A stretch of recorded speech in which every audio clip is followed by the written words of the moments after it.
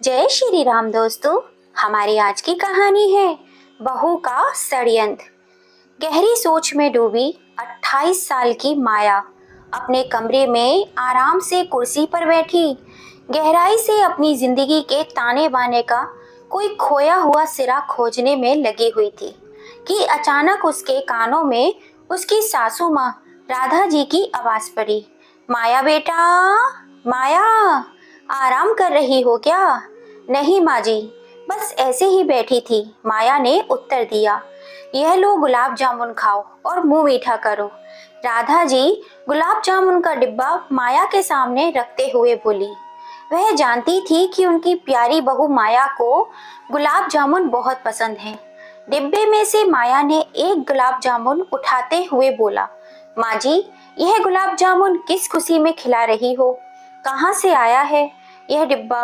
अरे, ये पिछली गली वाली मालती जी हैं, यहाँ से आया है, उनके प्यारा सा पोता हुआ है। बस इतना सुनना था कि माया के चेहरे के रंग बदल गए और आंखें गुस्से से लाल हो गईं। हाथ में उठाया हुआ गुलाब जामुन उसने हाथ घुमाकर जोर से फेंक मारा, जो बड़ी ही दूर जाकर गिरा। माथे में बल डालकर वह सासू माँ पर चिल्लाते हुए बोली, आपको शर्म नहीं आती माँ जी? यह शादी के 5 बरस भी आपकी खुद की बहू की गोद सूनी पड़ी है और आप हैं कि दूसरे के घर लल्ला आने की खुशियां मना रही हैं, मिठाइयां बांट रही हैं, गुलाब जामुन खिला रही हैं। थोड़ी बहुत शर्म है आपको या नहीं? आज के बाद आगे से मेरे साथ ऐसी हरकत की तो मुझसे बुरा और कोई नहीं होगा, समझी आप? अब निकल जाओ मेरे कमरे से, जाओ, मुझे अकेला छोड़ दो। माया की आंखें बंद थीं और कानों पर हाथ रखकर चिल्लाई जा रही थी। राधा जी बहू का ऐसा बर्ताव देखकर सहम गई, मानो उनके अपने कानों पर विश्वास नहीं हो रहा था। माया का ऐसा रूप देखकर उनकी स्थिति ऐसी थी जैसे काटो तो खून नहीं। मोती जैसे कई आंसू एक दूसरे को ढकेलते हुए उनके गालों पर गिरने लगे। अपने ही पल्लू में अपना मुंह छुपाए वह अपने कमरे में आ गई और भगवान की प्रतिमा के आगे सिर झुकाकर रोने लगी।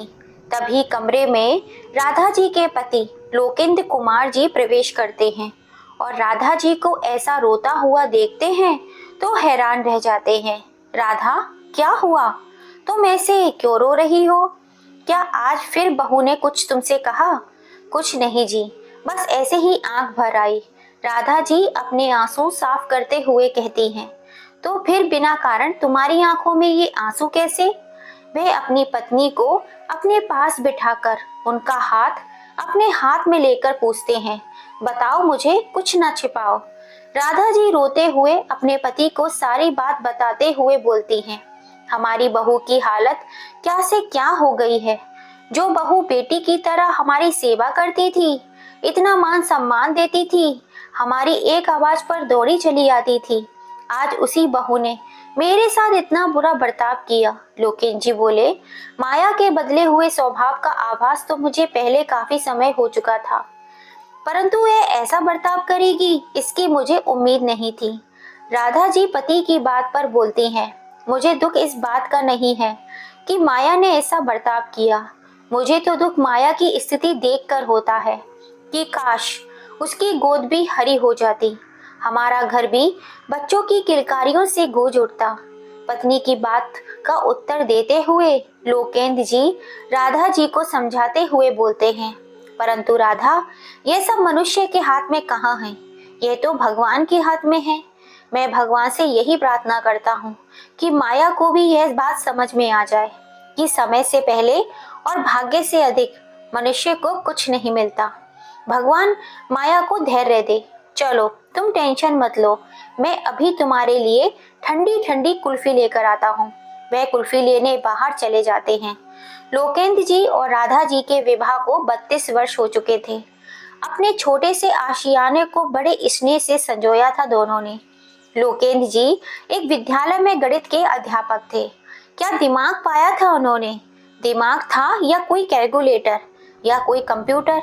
गणित के कठिन से कठिन सवाल चुटकी बजाते हल कर देते थे। यही कारण था कि लोग उन्हें चलता फिरता कैलकुलेटर कहते थे।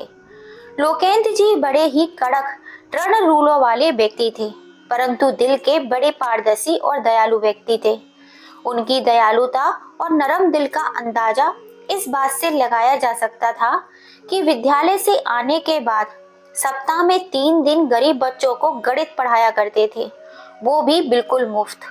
वहीं दूसरी ओर राधा जी होम मेकर थी, शांत स्वभाव वाली महिला, जिनका मन ममता और स्नेह से भरा हुआ था। लोकेंद्र जी ने बेशक इतना रुपया ना कमाया हो, परंतु इज्जत बहुत कमाई थी। सभी लोग उनका बड़ा ही आदर सम्मान करते थे। बच्चे, जवान, कॉलोनी का हर व्यक्ति उनको देखते ही उनके पैर छूने नहीं भूलता था। लोकेंद्र जी और राधा जी के 2 बच्चे हैं, एक बेटा दीपक और एक बेटी सोनाक्षी। दीपक ने अपने स्वभाव में माता पिता दोनों के ही गुण पाए थे, माँ जैसी विनम्रता और पिता जैसी दयालुता। दीपक भी उसी विद्यालय में रसायन विज्ञान का अध्यापक था, जिस विद्यालय में उसके पिता पढ़ाते थे। बेटी सोनाक्षी मेडिकल की पढ़ाई करने के लिए दिल्ली में पढ़ रही थी। वह बस छुट्टियों में ही घर आती थी। दीपक अपनी बहन से बहुत प्यार करता था। लोकेंद्र जी और राधा जी अपने दोनों बच्चों को जी जान से प्रेम करते थे, दोनों पर बड़ी ममता लुटाते थे और साथ साथ अपनी बहू माया को भी वे दोनों से अत्यधिक प्रेम करते थे। माया के आने से उनका परिवार पूरा हो चुका था। एक छोटा सा सुखी संपन्न परिवार था। उनकी बहू माया एक बहुत ही शांत स्वभाव वाली लड़की थी, स्नेह और चंचलता से भरी। जब वह बहू बनकर इस घर में आई तो घर की रौनक में उसने 4 चांद लगा दिए। वह एक अच्छी पत्नी होने के साथ साथ एक अच्छी बहू और एक अच्छी भाभी भी साबित हुई। लोकेंद्र जी और राधा जी को ऐसा लगता था जैसे उनकी एक नहीं 2 बेटियां हों।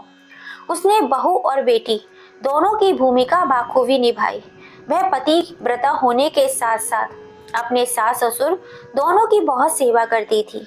उनकी एक आवाज पर दौड़ी चली आती थी और साथ ही साथ छोटी ननद सोनाक्षी जब भी छुट्टियों में घर आती तो उसका भी काफी अच्छे से ख्याल रखती थी। माया को हमेशा से ही बच्चों का बहुत अधिक शौक था। वे अपने मायके में भी गली मोहल्ले आस पड़ोस के छोटे छोटे बच्चों को बुलाकर कभी उनकी चोटी करती तो कभी उनको पास्ता बनाकर खिलाती, कभी उनके साथ खूब खेलती। जब माया के मायके में एक नन्हे मेहमान ने दस्तक दी और उसकी भाभी ने एक प्यारे से बेटे को जन्म दिया, तब तो माया की खुशी का ठिकाना ही न रहा। पूरे घर में सबसे पहले उसी ने अपने नन्हे मुन्ने भतीजे को गोद में उठाया था। पूरी कॉलोनी में खुद सबके घर जाकर मिठाइयाँ बांटी थी। उसका पूरा दिन पिंकू के साथ ही बीतता था। कभी उसे नहलाती, कभी उसके कपड़े बदलती, कभी उसकी मालिश करती तो कभी उसे अपने हाथों से खाना खिलाती। यहाँ तक कि माया अपने भतीजे पिंकू के डायपर भी खुद ही बदलती थी और कभी कभी तो पिंकू को वह अपने पास अपने रूम में ही सुला लेती थी। यह सब देखकर उसकी भाभी कई बार उससे मजाक करती थी कि माया, जब तुम्हारी शादी हो जाएगी तो पिंकू का सारा काम मुझे ही करना पड़ेगा। उफ, मैं कैसे संभालूंगी इस शैतान को। फिर दोनों हंस पड़ती। कभी माया की भाभी मजाक में उसे छेड़ते हुए कहती, माया, तुमने तो माँ बनने की पूरी ट्रेनिंग अभी से ले ली है, चलो अच्छा है, अभी प्रैक्टिस हो गई। इस बात पर माया शर्मा कर अपना मुंह छुपा लेती थी, परंतु उस अभागन को क्या मालूम था कि शादी के 5 बरस बाद भी वह संतान सुख से वंचित रहेगी। इतने सालों में दीपक ने न जाने कितने अच्छे अच्छे डॉक्टर को दिखाया, परंतु भाग्य के लिखे को कौन बदल सकता था। बस यही वजह थी कि माया को उदासी ने अपनी चपेट में ले लिया था। वह घंटों अपने कमरे की लाइट ऑफ करके बैठी रहती थी। इतने शांत स्वभाव वाली माया को अब छोटी छोटी बात पर गुस्सा आ जाता था। उसके स्वभाव में चिड़चिड़ापन रहने लगा था।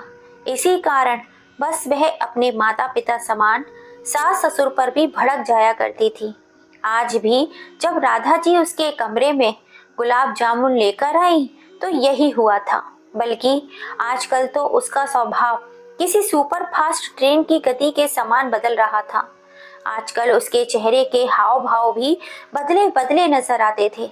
शाम में वह अपने आंगन में बैठी सब्जी काट रही थी कि अचानक एक बॉल उसके आंगन में आकर गिरी। उसने तुरंत बॉल अपने पल्लू में छुपा ली। पड़ोस का 8 वर्षीय सोनू अपनी बॉल वापस लेने आया और माया से बोला, आंटी आंटी, आपके घर अभी अभी मेरी बॉल गिरी थी, प्लीज मेरी बॉल दे दो ना। तभी माया बोली, यहाँ नहीं आई कोई बॉल, चलो जाओ यहाँ से, मुझे मेरा काम करने दो।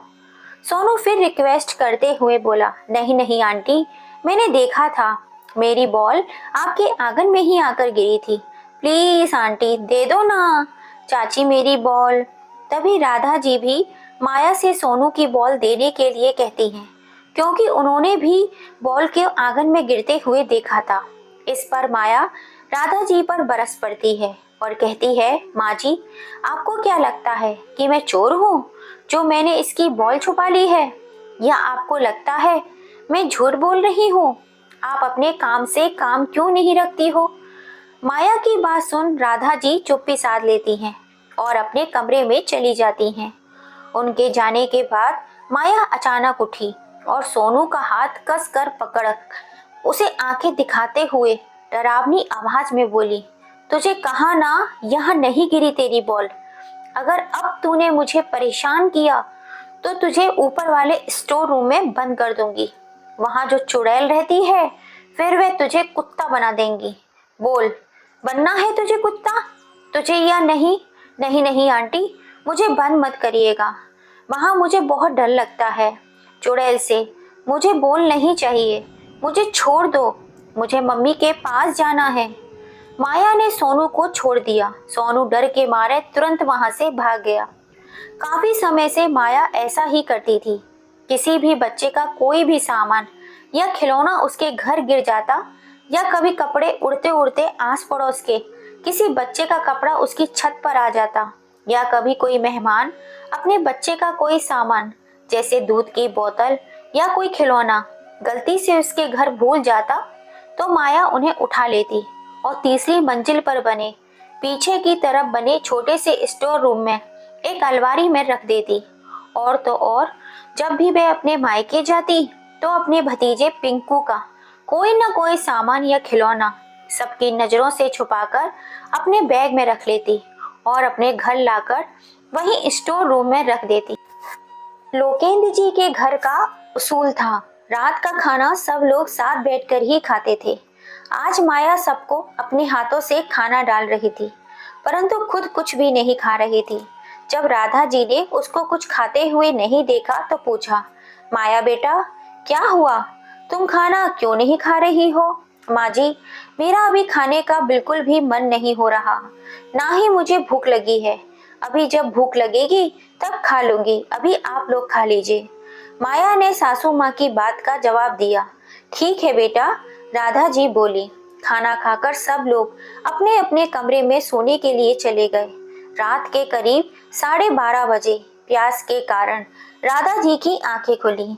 आंखें मसलते हुए पानी का जग उठाया तो देखा उसमें पानी नहीं था, तो पानी लेने किचन में गई। उन्होंने महसूस किया कि किचन में से कुछ अजीब सी दुर्गंध आ रही थी। इन्होंने इधर उधर देखा पर उन्हें कोई सामान्य चीज नजर नहीं आई।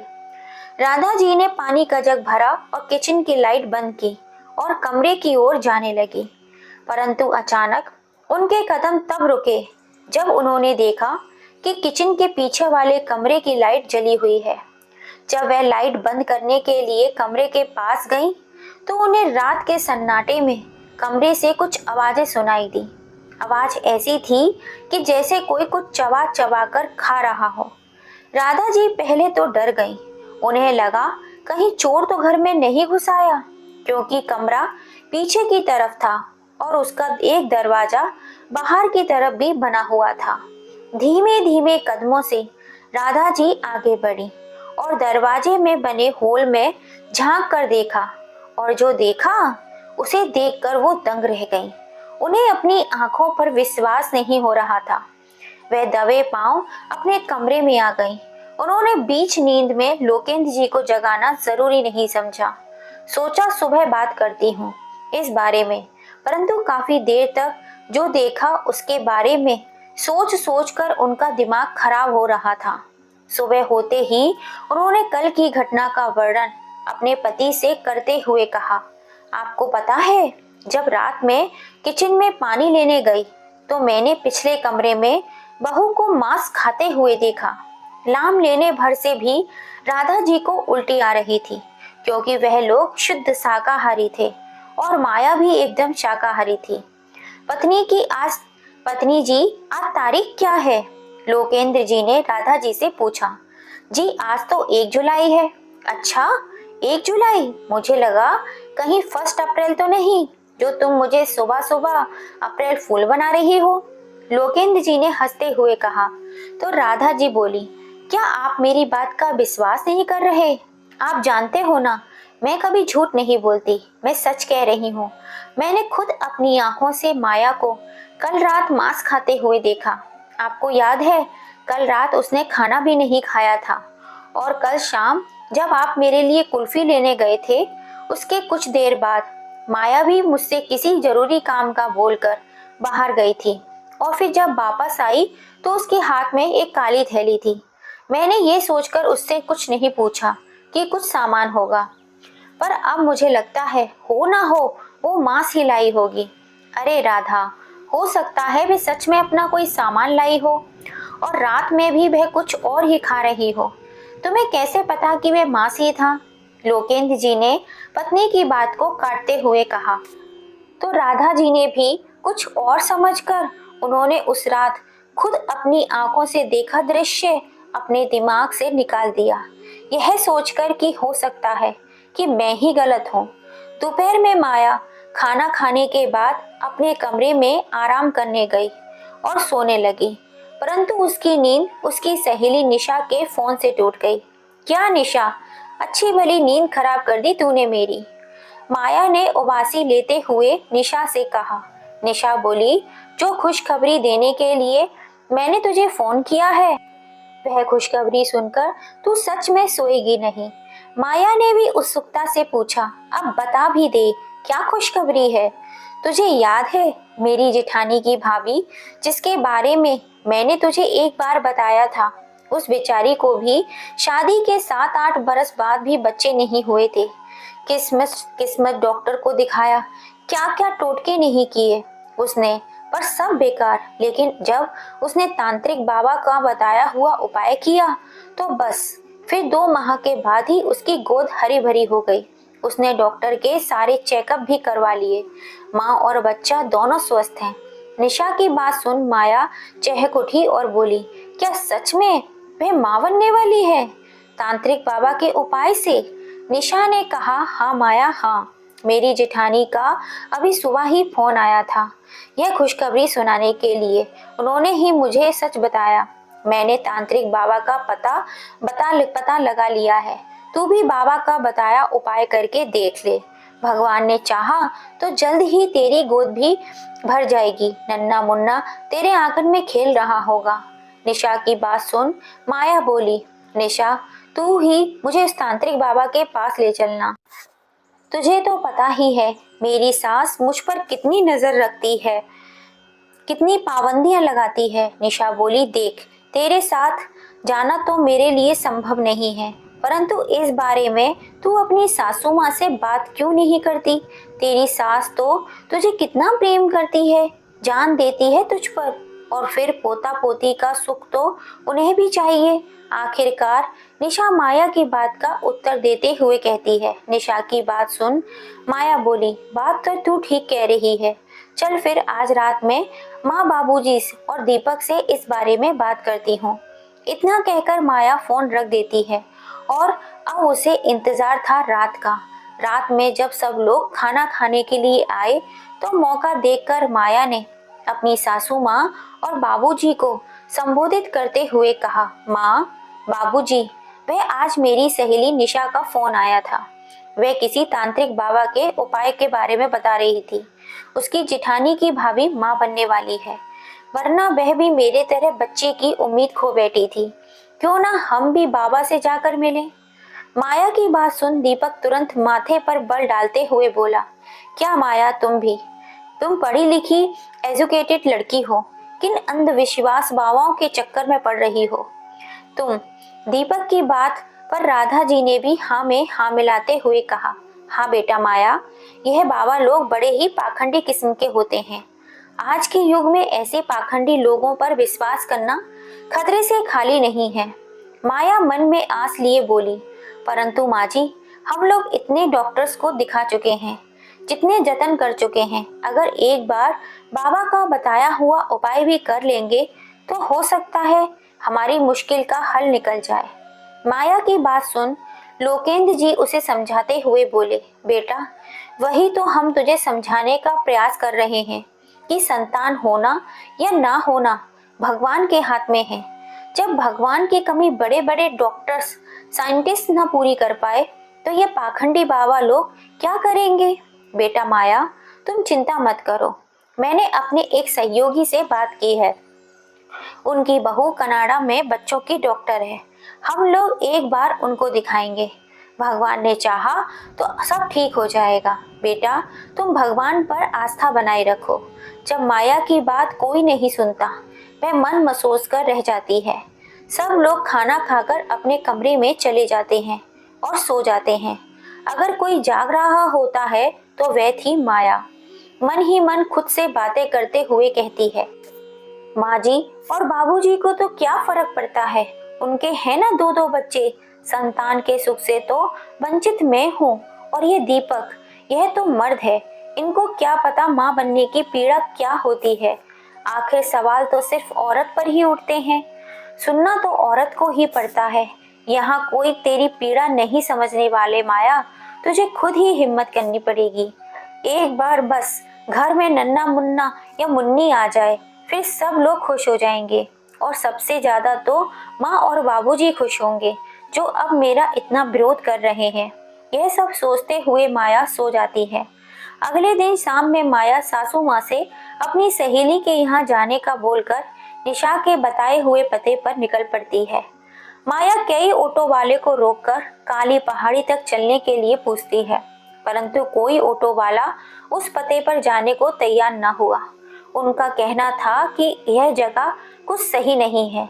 कुछ देर बाद एक ऑटो वाला थोड़ा अधिक किराया लेकर वहां चलने को तैयार हो जाता है। माया ऑटो में बैठ निकल पड़ती है, परंतु ऑटो ड्राइवर बैक मिरर से बार बार माया को घूर घूर कर देख रहा था। तो माया ने थोड़े सख्त लहजे में कहा, भैया आप आगे देखकर ऑटो चलाइए, यह बार बार पीछे क्या देख रहे हो। मैडम जी, वैसे आपको काली पहाड़ी में क्या काम है, ऑटो वाले ने माया से पूछा। इस पर माया झल्ला पड़ी, तुम्हें इससे क्या मतलब, तुम अपने काम से काम रखो, समझे। अरे मैडम, वह जगह कुछ सही नहीं है और आप मुझे अच्छे घर की पढ़ी लिखी लड़की लगती हैं, बस इसलिए पूछ रहा था, बाकी मुझे क्या। इतना कहकर ऑटो ड्राइवर चुप हो गया। माया को वह निर्धारित पते पर छोड़कर तुरंत वहां से रफू चक्कर हो जाता है। अब माया पहुंच चुकी थी काली पहाड़ी के पास। वह जगह सच में बड़ी ही खतरनाक मालूम पड़ती थी, क्योंकि काली पहाड़ी काली शक्तियों का गढ़ है। सूर्यास्त के बाद वहां चिड़िया का बच्चा भी आता जाता नहीं था। माया डरते डरते आगे बढ़ी तो उसे एक तांत्रिक बाबा का खंडर दिखाई दिया। हवा की साएं साएं और इस दृश्य को और भी खतरनाक बना रही थी। माया को तो वह 100-200 साल पुराना खंडर देखकर ही खौफ आ रहा था। उसके मन में एक उथल पुथल सी मचने लगी कि अंदर जाए या ना जाए, परंतु ये सोचते हुए कि संतान का सुख भोगना है तो हिम्मत तो दिखानी ही पड़ेगी। वह अंदर चली जाती है और अंदर का दृश्य तो किसी का भी हार्ट फेल कर देने वाला था। उस विशाल काया खंडर में चारों तरफ अंधेरा ही अंधेरा था। बस इधर उधर थोड़ी बहुत मसाले जली हुई थी और मसालों की हल्की धीमी रोशनी में जगह जगह टंगी खोपड़ियां और जानवर के कटे सिर, दीवार पर लटकी जानवरों की खाल देखकर माया का पूरा शरीर डर से थर थर कांपने लगा। उसका कलेजा मुंह को आ रहा था। तभी नरमुंडों की माला पहने भयानक चेहरे वाला, हाथ में खोपड़ी लिए एक बाबा माया के सामने जाने आने कहां से प्रकट हो गया। जिसको देखकर माया की चीख निकल गई और वह जोर से चिल्लाई, शांत कन्या, शांत हो जाओ, तुम्हें डरना नहीं है। अगर संतान की सुख प्राप्ति चाहती हो तो तुम्हें हिम्मत से काम लेना होगा। बाबा ने अपना स्थान ग्रहण करते हुए कहा। बाबा की इस बात को सुन माया भौचक्की रह जाती है और बाबा से पूछती है, बाबा आपको मेरी समस्या का कैसे पता चला? कन्या, हम सब जानते हैं तुम्हारा भूतकाल, वर्तमान काल और भविष्य, सब कुछ, और साथ ही यह भी जानते हैं कि विवाह के 5 वर्ष बाद भी तुम संतान सुख से वंचित हो। इतना सुना था कि माया तो बाबा के पैरों में जा गिरी और बोली, बाबा आप महान हैं, आप सब जानते हैं, आप ही मेरी समस्या का समाधान कर सकते हैं। बाबा ने माया के सिर पर हाथ रखा और आंखें बंद करके कुछ अजीब गरीबों मंत्रों का उच्चारण करने लगे। फिर बोला, कोई बला है जो तेरी किसको को बांध रखा है, तोड़ना पड़ेगा, इस शक्ति को तोड़ना पड़ेगा। बाबा की बात सुन माया डरते डरते बाबा से पूछती है, बाबा मेरी मदद कीजिए, कोई उपाय बताइए।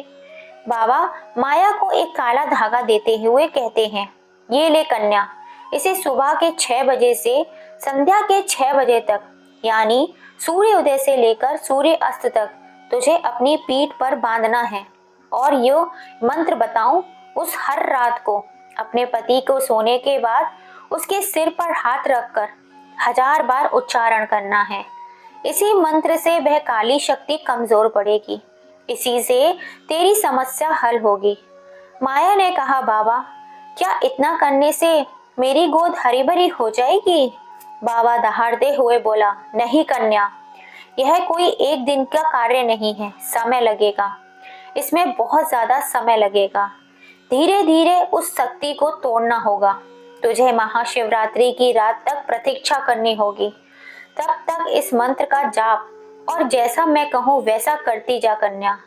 माया बाबा का धागा लेकर वापस घर आ जाती है और अब प्रतिदिन वह धागा अपनी पीठ पर बांधती है और प्रतिदिन दीपक को नींद की गोली दूध में डालकर देती है। उसके सिर पर हाथ रखकर मंत्र का उच्चारण भी करती है। एक रात लोकेन जी नींद से जागते हैं और वॉशरूम जाने के लिए बाहर आंगन में आते हैं तो उन्हें बहू के कमरे से आती आवाज सुनाई पड़ती है।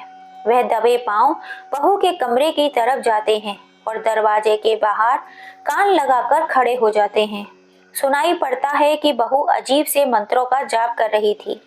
वह चुपचाप अपने कमरे में आ जाते हैं, परंतु वह गणित के तेज दिमाग वाले अध्यापक थे। बहू की हरकत देखकर तुरंत समझ जाते हैं कि जरूर बहू उस पाखंडी के चक्कर में फंस चुकी है। कुछ सोच विचार करते हुए लोकेंद्र जी सो जाते हैं। सुबह होते ही लोकेंद्र जी राधा जी को सारी बात बताते हुए बोलते हैं, राधा, उस दिन मैंने तुम्हारी बात पर विश्वास नहीं किया था, परंतु कल रात का दृश्य देखकर तो मुझे भी विश्वास हो चला है कि जरूर कुछ ना कुछ गड़बड़ जरूर है। राधा जी बोलती हैं, हाँ जी, मैं तो आपसे पहले ही कहती थी। मैंने तो उस दिन बहू को मांस खाते हुए देखा था, आपने ही मेरी बात नहीं मानी। परंतु राधा, इससे पहले कि हमारी बहू हमें और कोई भारी नुकसान उठाए, हमें जल्दी ही कुछ ना कुछ करना पड़ेगा। लोकेंद्र जी ने पत्नी पत्नी राधा जी से कहा, ठीक कहते हो आप, चलिए अभी आप नाश्ता कर लीजिए, वरना आपको कॉलेज के लिए देर हो जाएगी। हम इस बारे में बाद में बात करते हैं, आप चिंता मत कीजिए, अभी आप आराम से कॉलेज जाइए। इतना कहकर राधा जी नाश्ता बनाने किचन में चली जाती हैं। तभी दीपक किचन में आकर माँ से पूछता है, माँ नाश्ता बन गया क्या? राधा जी, हाँ बेटा, बस बन गया, तैयार है। फिर दीपक कहता है, अच्छा माँ, आज मैं थोड़ा देर से घर आऊँगा। पता नहीं क्यों माँ, कुछ दिन से मेरे सिर में तेज दर्द है। सुबह उठता हूँ तो सिर भारी भारी सा लगता है, ऐसा लगता है मानो सिर में कोई हथौड़े मार रहा हो। इसलिए मैं कॉलेज के बाद डॉक्टर को दिखाने जाऊंगा। राधा जी, ठीक है बेटा, तुम डॉक्टर को दिखाकर दवा ले लेना। बाबा का बताया उपाय कई दिन करने के बाद आज फिर बहाना करके माया बाबा के पास जाती है और बोलती है, बाबा जितना आपने बोला था उतना मैंने सफलतापूर्वक किया, अब बताइए बाबा, आगे क्या करना है? बाबा दहाड़ते हुए बोलता है, बलि बलि देनी होगी तुझे, एक सुहागन की बलि। इतना सुनते ही माया चौंक उठती है। बाबा, बलि? यह आप क्या कह रहे हैं? यह तो हत्या होगी, यह तो पाप होगा बाबा। नहीं, मैं ऐसा नहीं कर सकती हूँ, मैं इतना बड़ा पाप नहीं कर सकती। बाबा, कृपा आप कोई और उपाय बताइए। माया की बात सुनकर बाबा भड़क उठते हैं। कन्या, हमें पाप पुण्य का पाठ न पढ़ाओ। हम सब जानते हैं तेरे ऊपर जो साया है वो तुझे बलि देनी ही होगी, वरना वह काली शक्ति तुझे भी जलाकर भस्म कर देगी। माया बोली, बाबा, क्या बलि देने के बाद सच में मैं माँ बन जाऊंगी? कन्या, तू हम पर शक करती है? माया, नहीं बाबा नहीं, आप बताइए किसकी बलि देनी होगी और कब? आने वाली महाशिवरात्रि की रात को सुहागन की बलि देनी होगी। परंतु बाबा, सुहागन किस उम्र में हो? बाबा बोले, कोई भी उम्र की हो, बस सुहागन हो, समझी कन्या? परंतु बलि से पहले तुझे खुद को तैयार करना होगा। उसके लिए जो उपाय मैं बताऊं वह कर कन्या। माया घर जाती है, परंतु उसके दिमाग में बस एक ही सवाल टिक टिक कर रहा था, बलि बलि बलि। यह तो बाबा ने बड़ा सख्त उपाय बता दिया। अब मैं एक सुहागन कहाँ से लाऊं बलि के लिए? तभी उसके दिमाग में उसकी सासू माँ की छवि उभरी। माया ने सोचा, सासू माँ के वैसे भी कितने दिन बचे हैं इस संसार में, मैं क्यों ना उनकी ही बलि दे दूं। आखिरकार मैं उन्हीं के परिवार का वंश आगे बढ़ा रही हूँ। अब वह आपको अपने आप को बाबा के बताए उपाय के अनुसार बलि के लिए तैयार करती है। आज लोकेंद्र जी वॉशरूम जाने के लिए उठे। वह कमरे से बाहर वापस आ ही रहे थे कि अचानक उनके कदम तीसरे माले के स्टोर रूम की लाइट जली होने के कारण रुक गए। आज वह फटाफट अपने कमरे में गए और राधा जी को भी उठाया और बोले, राधा, आज स्टोर रूम की लाइट ऑन है, मुझे शक है कि हो ना हो कुछ गड़बड़ जरूर है। फिर खिड़की से चुपके से अंदर झांक कर देखा तो दोनों के होश उड़ जाते हैं। उनके पैरों तले जमीन खिसक जाती है और दोनों अपनी चीखें रोकने के लिए अपने मुंह पर अपना हाथ रख लेते हैं। स्टोर रूम के दृश्य ने दोनों को डरा कर रख दिया।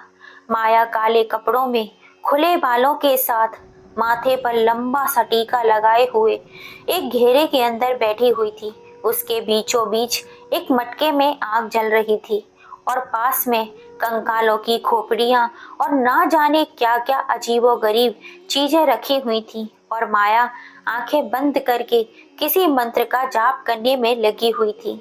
लोकेंद्र जी और राधा जी ने बड़ी ही चालाकी से बिना कोई शोर किए यह सारा दृश्य अपने फोन में वीडियो के रूप में कैद कर लिया और दोनों दबे पांव अपने कमरे में आ गए। लोकेंद्र जी बोले, ना जाने संतान के मुंह में माया को क्या करना दिया। मुझे अपनी आंखों पर विश्वास नहीं होता, यह हमारी बहू माया ही है। राधा जी भी बोलती हैं, मुझे तो बहुत बड़ा डर लग रहा है, यह माया आखिर क्या कर रही थी। अब हम क्या करें जी, कैसे उसे यह सब करने से रोकें। राधा, मुझे लगता है कि हमें ये वीडियो सबसे पहले माया के माँ पिताजी को दिखाना चाहिए। वे लोग भी तो शिक्षित और समझदार हैं, माया की इन सब हरकतों का आवश्यक ही विरोध करेंगे। लोकेंद्र जी राधा जी की बात का उत्तर देते हुए कहते हैं। उनकी बात सुन राधा जी बोलती हैं, परंतु ऐसी बातें फोन पर नहीं हो सकती, हमें चलकर उनसे बात करनी पड़ेगी और मिलकर कोई ना कोई ठोस कदम उठाना पड़ेगा। अगली सुबह दोनों माया से कहते हैं, बेटा माया, हम कल तुम्हारे मायके जा रहे हैं, एक दिन के लिए ही जाएंगे, तुम अपना और दीपक का ख्याल रखना। लोकेंद्र जी ने माया को कहा तो माया के चेहरे पर मुस्कान ने पहरा डाल दिया। चलो, एक दिन के लिए ही सही, कम से कम मुझे आजादी तो मिलेगी, मैं अपने कार्य अच्छे से तो कर सकूंगी, माया ने अपने मन में सोच लिया। अगली सुबह लोकेंद्र जी और राधा जी अपने समधी जी के घर के लिए निकल पड़ते हैं। जब माया के मायके में पहुंचते हैं तो माया के माता पिताजी अचानक उनको अपने सामने घर देखकर खुशी भी हो जाते हैं और आश्चर्यचकित भी। अरे वाह भाई साहब वाह, क्या बात है, आज हमारे द्वार पर समधी जी पधारे हैं। पिताजी मुस्कान भरे चेहरे से कहते हैं, हाँ भाई, बस मिलने का मन हो रहा था तो चले आए। लोकेंद्र जी ने सोफे पर बैठते हुए उत्तर दिया। माया की माता जी जल्दी से नाश्ता और चाय लेकर आई। राधा जी को चाय का कप पकड़ाते हुए बोली, क्या बात है राधा बहन, सब कुशल मंगल तो है ना? ऐसे अचानक? राधा जी कहती है, हाँ कुशल मंगल भी है और नहीं भी। क्या बात कर रही हो, मेरा दिल बैठा जा रहा है। माया ठीक तो है ना? माया की माँ ने घबराते हुए पूछा तो लोकेंद्र जी बोले, नहीं, माया ठीक नहीं है। इतना सुन माया के माता पिता चौंकते हुए खड़े होते हैं। अरे भाई जी, भाभी जी, ऐसी कोई बात नहीं है, माया ठीक है, बस कुछ दिनों से उसके सिर पर भूत सवार हो गया है। लेकिन किस बात का भूत सवार, आप लोग खुद देख लीजिए। लोकेंद्र जी ने माया का बनाया हुआ वीडियो फोन पर चलाकर सबके सामने रख दिया। माया का पागलपन देख उसके माता पिता बहुत छक्के रह गए। उनकी आंखें फटी की फटी रह गईं। उन्हें विश्वास नहीं हो रहा था कि यह माया है। वे गौर से माया की वीडियो देखते रहे। वीडियो पूरी होने पर बोले, यह सब क्या है? फिर लोकेंद्र जी और राधा जी ने माया की A to Z कहानी बता दी। माया के माता पिता सिर पकड़कर बैठ गए। क्या हमारी बेटी है? मोहनदास जी गायत्री जी की ओर देखकर बोले।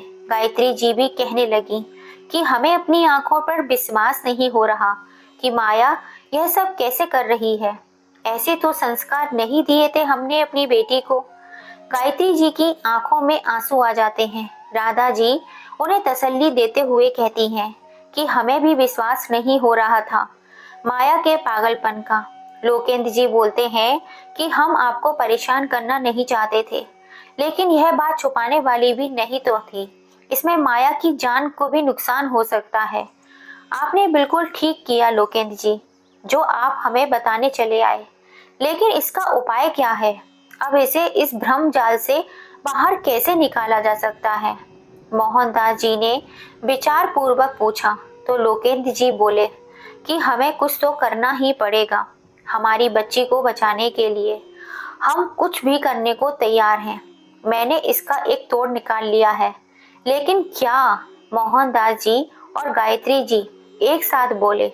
लोकेंद्र जी ने अपना सारा प्लान मोहनदास जी और गायत्री जी को बता दिया तो दोनों बोले कि हम आपके साथ हैं।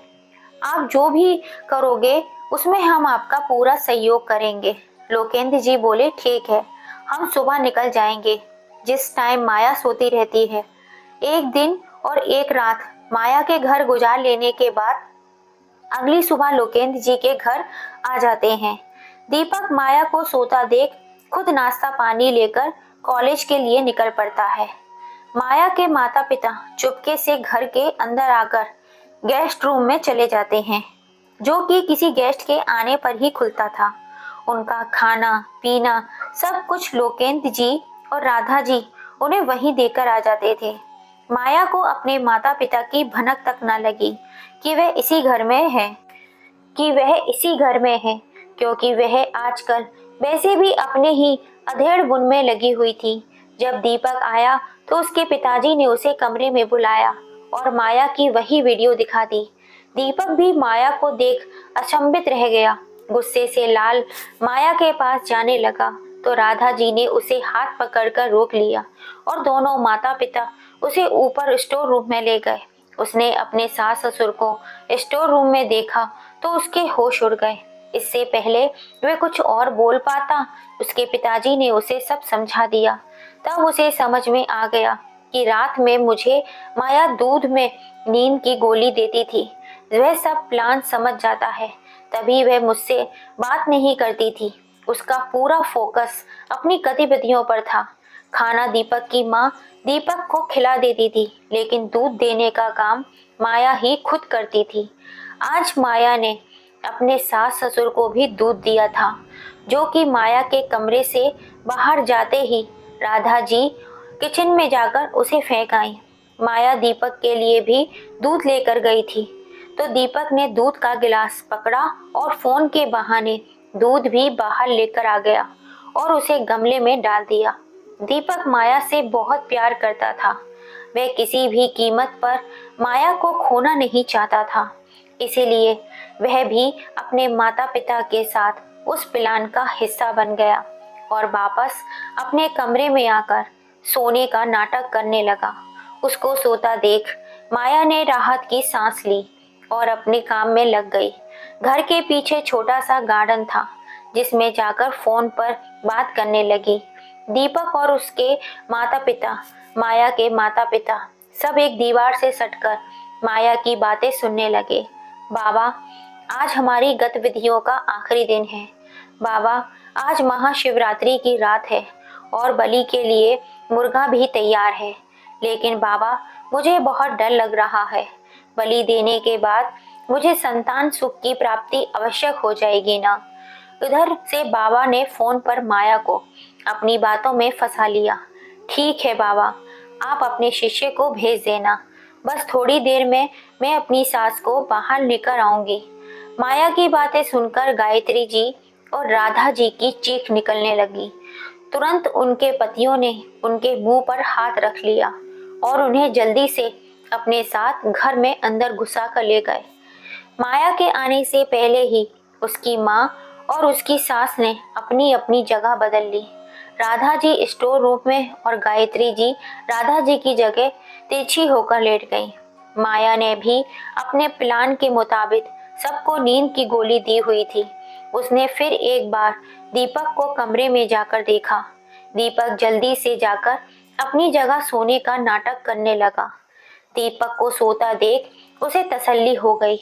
वह अपने पागलपन में धुत अपने काम को अंजाम दे रही थी। उसने अंधेरे में अपनी माँ को उठाया और अपने साथ किसी तरह बाहर ले गई, जहाँ बाबा का शिष्य उसके आने की प्रतीक्षा कर रहा था। उन दोनों ने मिलकर गायत्री जी को ऑटो में बिठाया, जो ऑटो तांत्रिक का खुद का था। गायत्री जी बहुत साहस वाली महिला थी। वह अपनी बेटी को सही रास्ते पर लाने के लिए कुछ भी कर सकती थी। ऑटो के निकलते ही पीछे से लोकेंद्र जी और मोहनदास जी और राधा जी अपनी गाड़ी से ऑटो के पीछे निकल पड़ते हैं। वहीं दीपक तुरंत पुलिस स्टेशन के लिए निकल पड़ता है। जैसे ही माया और शिष्य गायत्री जी को खंडर के सामने ले जाकर बिठा देते हैं तो तांत्रिक बड़ा ही खुश हो जाता है। वो माया की बड़ी प्रशंसा करता है और माया को बलि देने के लिए उत्साहित करता है। माया बहुत घबराई हुई थी। वह डरी सहमी थी, लेकिन उसके सिर पर भूत सवार था तो एक पल में अपने मन को समझा लेती थी। तांत्रिक माया के हाथ में चाकू देकर मंत्रों का उच्चारण शुरू कर देता है। माया के हाथ थर थर कांप रहे थे। उसके हृदय की गति घोड़े की तेज रफ्तार भांति दौड़ रही थी। वही गायत्री जी भी गर्दन झुकाए बैठी डर रही थी। माया का मन कहता है यह पाप है, दिमाग कहता है संतान सुख बलि देकर ही प्राप्त होता है। उसकी उलझन देख तांत्रिक उसे और उकसाने लगा। तेज तेज आवाज में मंत्रों का उच्चारण करने लगा, जिससे माया और अधिक उत्साहित हो उठी। माया जैसे ही चाकू गायत्री जी की गर्दन पर लेकर आई, तभी मसाल की रोशनी से उसको अपनी माँ का चेहरा दिख गया। उसके हाथ से चाकू नीचे गिर पड़ा। उसकी आंखें फटी की फटी रह गईं। सबके पसीने छूट गए। उसके मुंह से निकला, माँ।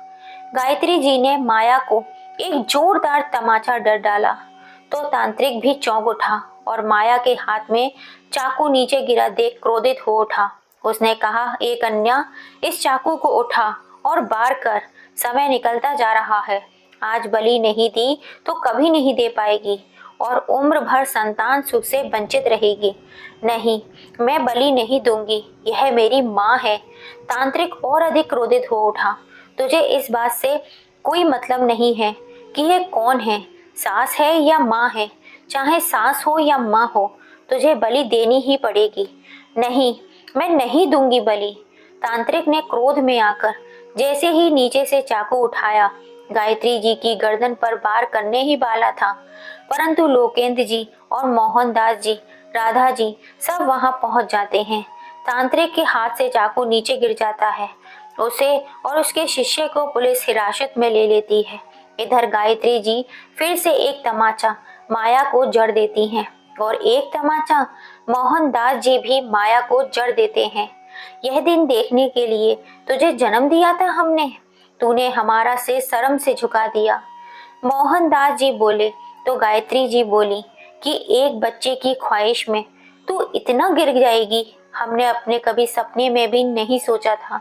माया अपने सास ससुर के चरणों में गिर जाती है और जोर जोर से रोकर माफी मांगने लगती है। तू कैसी अपनी सास की बलि चढ़ाने वाली थी, हमें तो विश्वास ही नहीं हो रहा कि तू हमारी ही बेटी है। काश कि तू पैदा होते ही मर गई होती।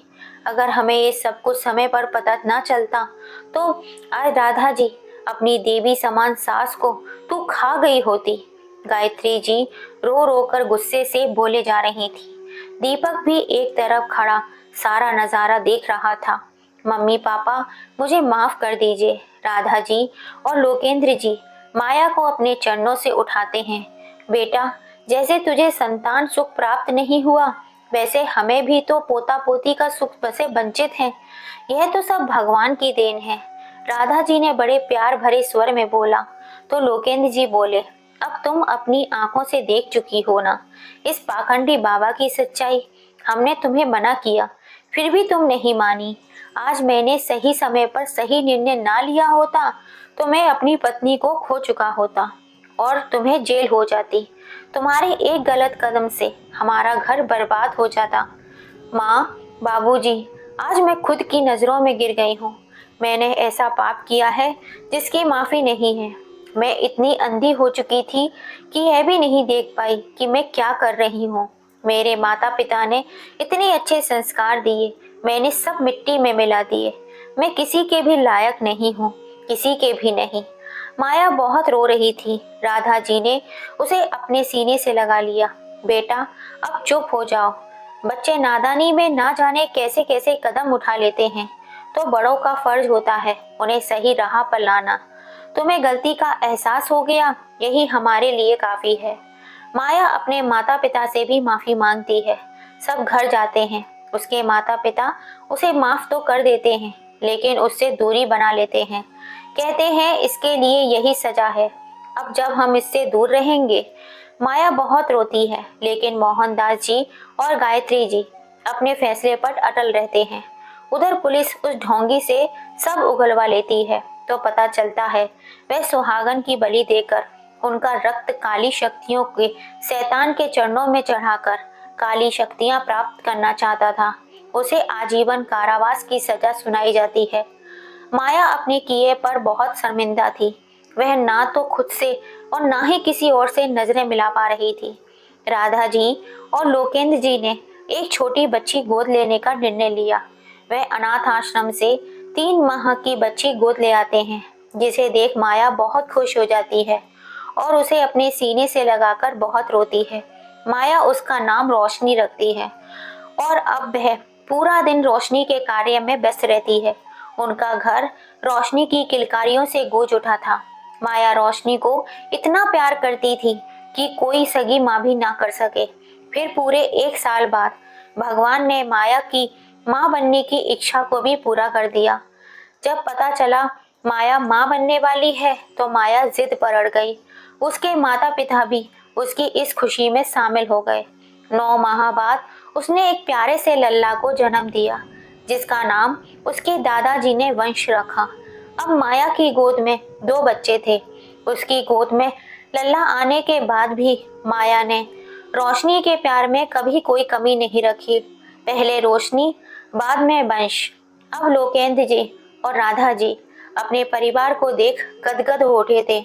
उन्होंने घर में पूजा अर्चना करवाई और ईश्वर का शुक्रिया अदा किया। तो दोस्तों, आपको ये कहानी कैसी लगी? तभी तो कहते हैं ईश्वर जो करता है अच्छे के लिए ही करता है।